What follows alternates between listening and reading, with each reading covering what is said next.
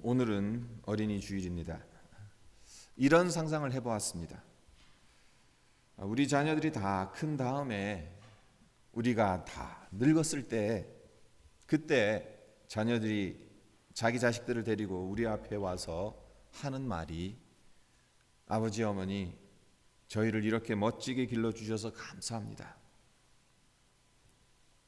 우리를 아버지 어머니가 키워주신 것처럼 우리도 우리 자녀들을 그렇게 기르겠습니다.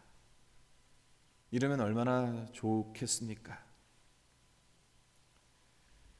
사실 이 세상에 어느 부모가 아침에 눈을 뜨면서 오늘 내 아이를 최악으로 기르겠다고, 비참하게 만들겠다고 다짐하겠습니까?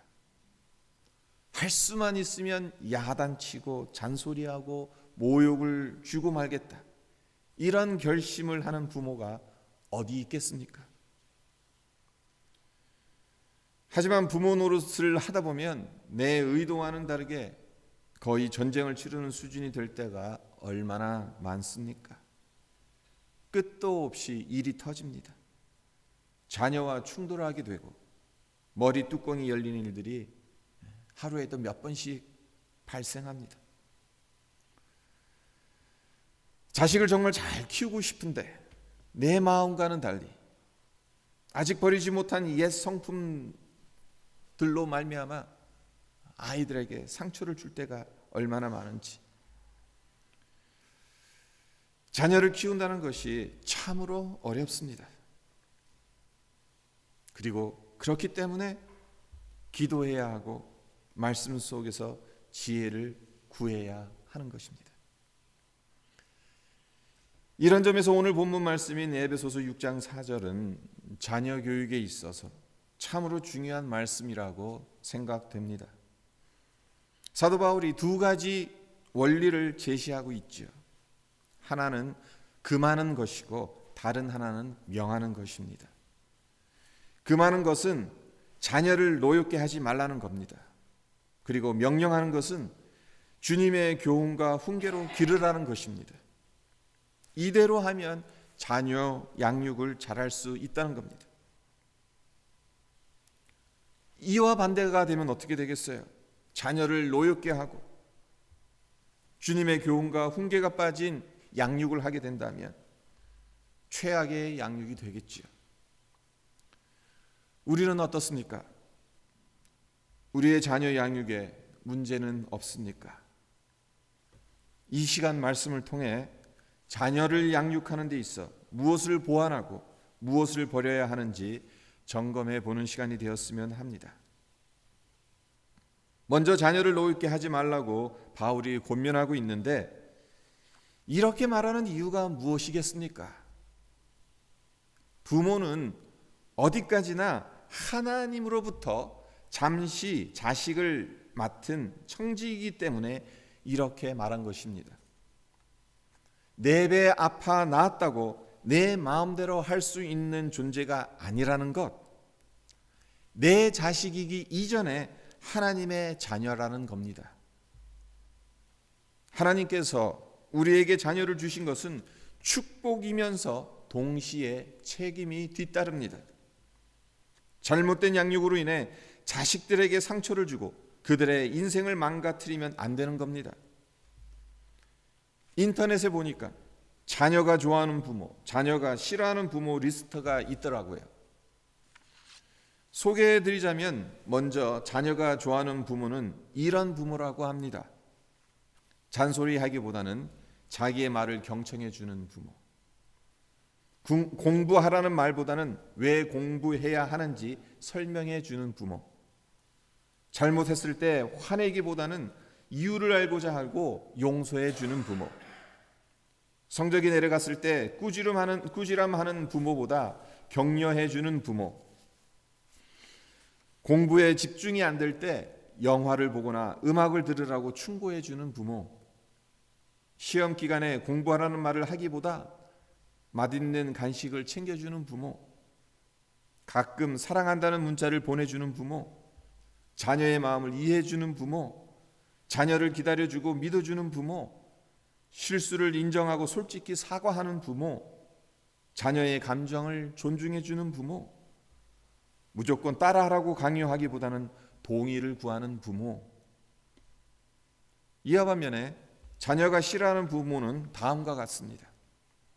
공부만 하라고 재촉하는 부모, 성적이 내려갔을 때 무조건 야단치는 부모, 자녀의 가치를 인정해 주지 않는 부모, 일방적으로 통보하는 식으로 지시하는 부모, 듣기 거북한 욕을 하는 부모, 폭력을 행사하는 부모, 자녀를 이해하려 하지 않고 대하려 하지 않는 부모, 참을성이 없이 야단만 치는 부모, 자녀를 믿지 못하고 의심하는 부모, 무조건 윽박지르거나 지적하는 부모, 화가 났을 때 집 나가라고 하는 부모.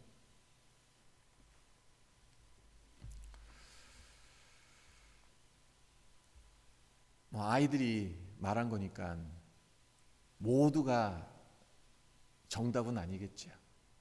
하지만 새겨들을 부분들이 있지 않습니까? 성도 여러분, 노엽게 한다는 말이 지닌 의미가 무엇인지 아십니까? 노엽게 한다라는 말은 배가 항해를 하는데 바람을 없앤다라는 의미에서 파생된 말이라고 합니다. 지금이야 배를 움직이려면 엔진을 돌리면 되지만 옛날에는 바람의 힘을 이용하지 않았습니까? 따라서 옛날 배는 바람이 없으면 움직일 수가 없습니다. 네, 자녀를 노엽게 하는 것이 이와 같다는 겁니다. 배가 항해할 수 있는 힘을 없애버리는 것과 동일하다는 겁니다. 자녀를 잘못된 방법으로 징계하거나 방임해서 자녀의 마음속에 분노로 가득 채워지게 되면 그 자녀는 기가 죽어버립니다.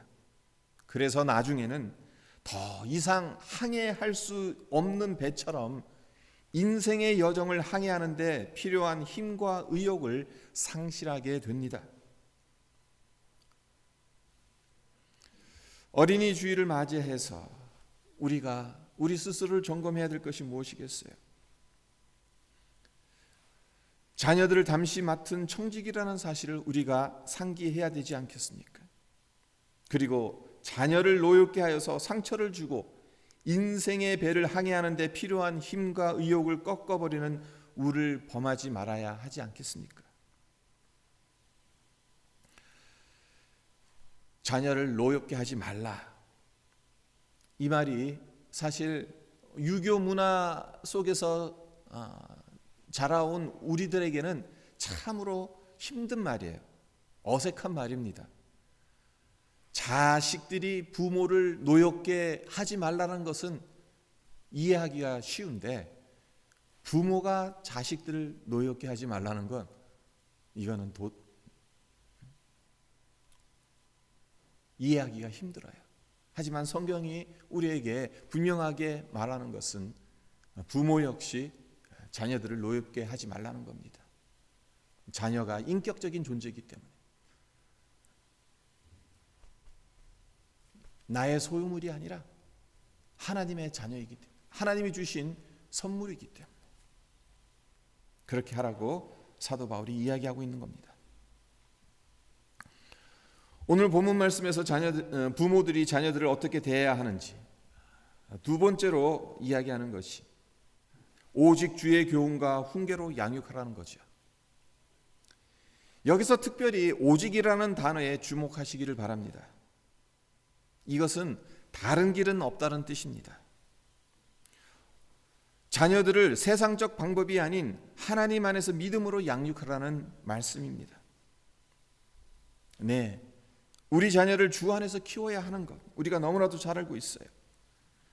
우리의 자녀가 아무리 세상적으로 성공한다 할지라도 그들의 영혼이 지옥불에 떨어지게 된다면 아무 소용이 없다는 것을 우리는 잘 알고 있습니다.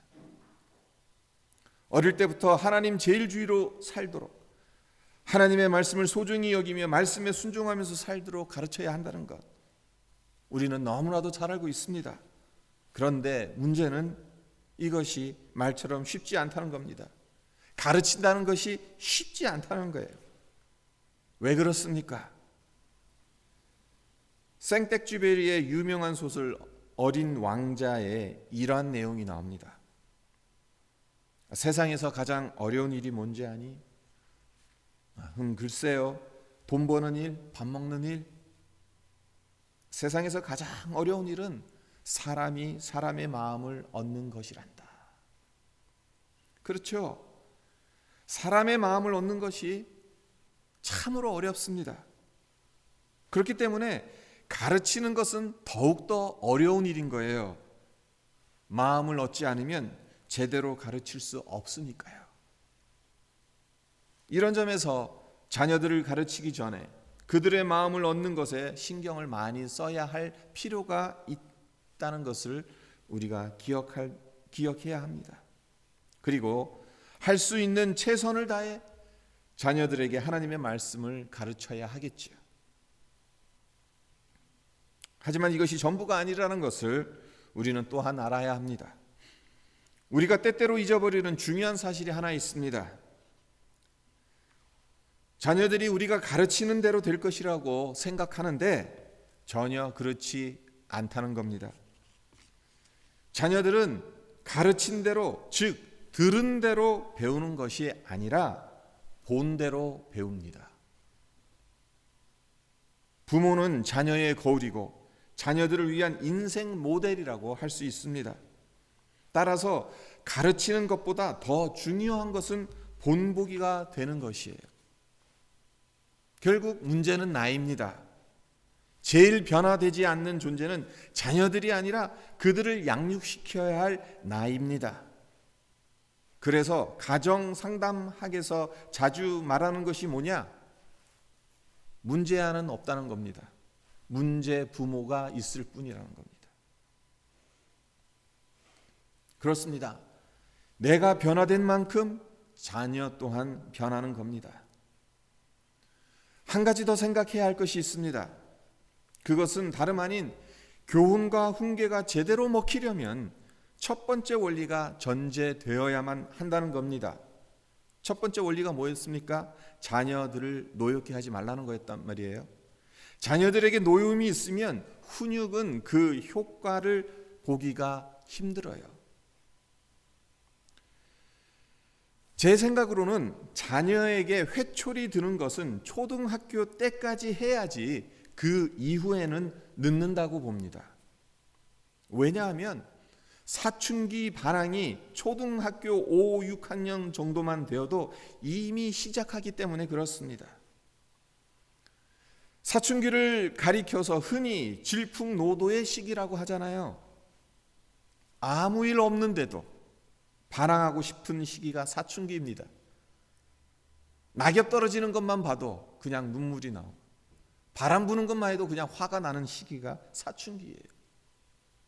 그런데 생각해 보십시오. 어릴 때 노여움이 잔뜩 쌓였다면 잔뜩 쌓인 그 노여움이 사춘기 때 얼마나 크게 분출하겠습니까?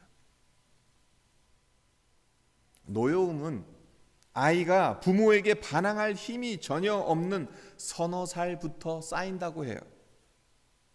이때는 부모가 절대 권력을 가지고 아이를 다루는 시기죠. 따라서 이때 훈육을 잘해야 하는 겁니다.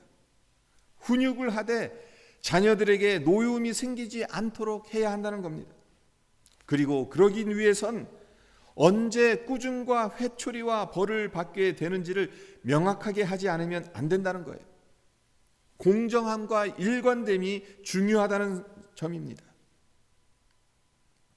하나님께서 노예 습성에 젖어 있던 이스라엘 백성들을 하나님의 백성으로 훈련하셨을 때 어떻게 하셨는지를 생각해 보십시오. 하나님은 이스라엘 백성들에게 십계명을 주셨습니다. 무엇이 죄가 되는가, 어떤 짓을 할 때 어떤 벌을 받는가, 율법서에 모두 적어 놓으셨습니다. 가장 크게 혼나는 벌은 하나님을 놓고 다른 신이나 다른 것을 더 사랑하는 우상 숭배라는 것을, 또 하나님이 싫어하는 것이 이웃끼리 돕지 않고 약한 자, 가난한 자를 소외시키는 것이라는 것을 귀에 못이 박히도록 말씀하셨습니다. 이런 잘못을 범할 때마다 줄기차게 선지자를 보내셔서 경고하셨습니다. 그리고 이스라엘 백성들이 말을 끝까지 안 듣게 되니까 70년 동안 바벨론의 포로 생활을 하게끔 하시기까지 하셨죠. 무엇을 말씀드리는 겁니까? 하나님의 훈육 방식에는 일관되고 공정한 원칙이 있다라는 것입니다. 그렇습니다. 자녀를 훈육할 때 자녀가 어떤 경우에 부모에게 혼나는지를 알 수 있고 예측 가능해야 합니다. 부모의 기분에 따라 똑같은 잘못을 저질렀는데도 혼날 때가 있고 그냥 넘어갈 때가 있으면 안 된다는 거죠. 훈육을 하면서 아이들의 감정을 상하게 하지 않는 것, 노임이 쌓이지 않게 하는 것, 얼마나 어려운지 모릅니다. 그렇기 때문에 우리 부모에게 절실하게 요구되는 것이 있어요. 다름 아닌 하나님의 성품을 부단히 닮아가야 한다는 겁니다. 부모인 내가 성령 충만해서 옛 모습을 버리고 있는가? 이것이 너무나도 중요하다는 겁니다. 심은 대로 거두는 것, 자연 법칙뿐만이 아니죠. 자녀 교육의 원리이기도 합니다. 부모된 우리가 귀한 믿음의 본을 보이며 공정하고 일관되게 훈육해서 우리 자녀들의 믿음이 자라가고 성숙해가는 것을 경험하기를 주님의 이름으로 축원드립니다. 한 가지만 더 살펴보고 말씀을 맺도록 하겠습니다. 주님의 교훈과 훈계로 양육하기 위해선 반드시 필요한 것이 무엇인가? 자녀를 위한 기도이지 않겠어요? 사실 우리보다 우리의 자녀를 잘 아는 사람이 어디 있겠습니까? 부모는 자녀를 위한 기도의 중보자로 부름을 받은 존재라고 말할 수 있습니다. 성 어거스틴의 어머니 모니카가 유명한 말을 남겼지요. 기도하는 어머니의 자녀는 결코 망하지 않는다. 하나님께 귀하게 쓰임받은 사람들 뒤에는 기도하는 어머니가 꼭 있었다는 겁니다. 네, 자녀들의 장래는 기도하는 우리의 무릎에 달려 있다 해도 과언이 아닙니다. 성도 여러분, Whole Heart Ministry라는 단체를 이끌면서 크리스천 부모들을 격려하고 준비시키는데 30년 이상을 헌신해온 셀리 클락슨이라는 분이 쓴 하나님이 주신 어머니의 사명 맘이라는 책이 있습니다. 이 책에 보면 자녀들과의 관계를 올바로 세우기 위해 시간을 내고 기도하는 것이 얼마나 중요한지를 돌아보게 하는 한 어머니의 편지가 실려 있습니다. 편지의 일부분을 읽어드리겠습니다. 제 아들의 학업 성적이나 수업 태도에 대해서는 초월할 수 있었습니다. 지금 중요한 것은 아들과의 관계가 다시 회복되는 것입니다. 그래서 그것에만 열중했습니다. 상태가 어떠하든지 간에 그 모습 그대로를 사랑하는 제 마음을 아들이 알기를 원했습니다. 그리고 하나님께서 그 아이를 누구보다도 사랑하고 계신다는 것을 깨닫게 해주고 싶었습니다. 하나님의 은혜로 아들과 정말로 행복한 시간을 보냈습니다. 올해 말 제 아들의 학교 성적은 예전과 별반 다른 것이 없었습니다. 그러나 우리 두 사람의 관계는 그 어느 때보다도 가깝고 친밀해졌습니다. 그런데 2주 전 갑작스러운 아들의 죽음을 맞이했습니다. 예전부터 가끔씩 심장에 알 수 없는 문제로 고생을 했는데 결국 잠을 자다가 심장마비로 세상을 떠나 예수님 곁으로 갔습니다. 죽음 앞에서 저는 1시간 동안 내내 울었습니다. 하지만 그것은 슬픔의 눈물이 아니었습니다. 애통의 눈물이 아니었습니다. 아들과 헤어진 아픔이 있었지만 제가 흘린 눈물은 감사와 기쁨의 눈물이었습니다. 지난 1년간 하나님께서 베풀어 주신 은혜와 사랑 때문에 제 아들과 저는 그 누구보다도 가까운 사이가 되었습니다. 지난 1년간 하나님께서 선물로 주신 제 아들 때문에 한량없는 기쁨을 누렸습니다. 그러한 시간이 없었더라면 저는 아들의 죽음 앞에서 망연자실했을 겁니다. 그러나 하나님께서 제 마음에 큰 위로와 평안을 주셨습니다. 관계를 회복하기까지 어려운 점도 많았습니다. 마음에 상처되고 당황스럽고 눈물도 많이 흘렸습니다. 무엇보다도 끊임없는 기도가 필요했습니다. 그러나 모든 과정을 통해 제 아들을 제가 얼마나 사랑하는지 느낄 수 있었습니다. 그리고 그 아이가 저를 얼마나 사랑하는지도 느낄 수 있었습니다. 이 어머니의 편지가 이렇게 끝을 맺습니다. 저에게 있어서 16년 동안 그 아이와 함께 보낸 시간들은 너무나도 소중하고 귀한 선물입니다. 지금 저는 그 선물을 마음에 간직한 채 아무런 미련도 후회함도 없이 저희 아들을 기쁜 마음으로 예수님께 보냅니다.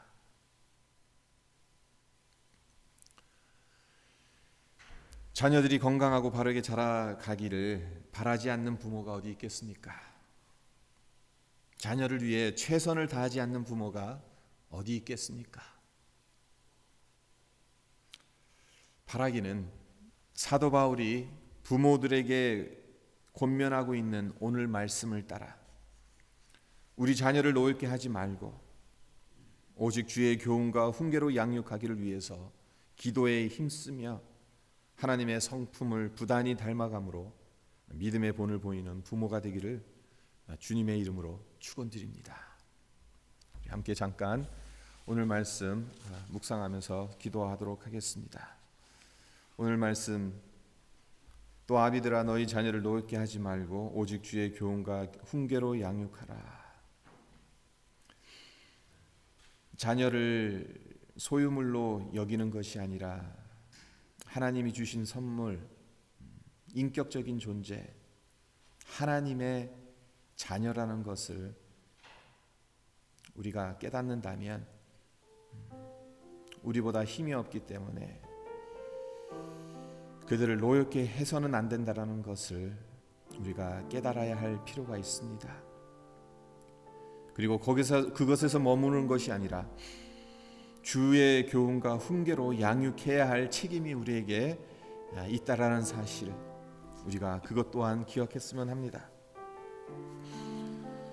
우리 모두가 사실 부모로서 준비된 상태로 우리가 자녀들을 키웠습니까? 아니잖아요. 하지만 우리에게 주신 이 자녀들을 어떻게 하면 정말 잘 키울 수 있을지, 하나님 앞에서 이들이 신실하게 자라가기를 위해서 누구보다도 우리가 정말 바라고 원하는데, 주님 주신 말씀, 이 말씀 붙들면서 정말 우리의 삶 속에서 우리의 자녀를 노엽게 한 부분은 없었는지, 주의 교훈과 훈계로 양육하는데 게을르지는 않았는지 우리 스스로를 되돌아보는 시간이 되었으면 합니다. 주의 성령께서 우리의 마음을 주장하여 주셔서 하나님 정말 우리의 자녀를 주님 원하시는 하나님 그런 방향으로 키워나갈 수 있도록 우리에게 힘을 주십시오. 우리가 함께 기도하는 시간이 되었으면 합니다. 기도드리겠습니다. 아버지 감사합니다. 오늘도 주님 앞에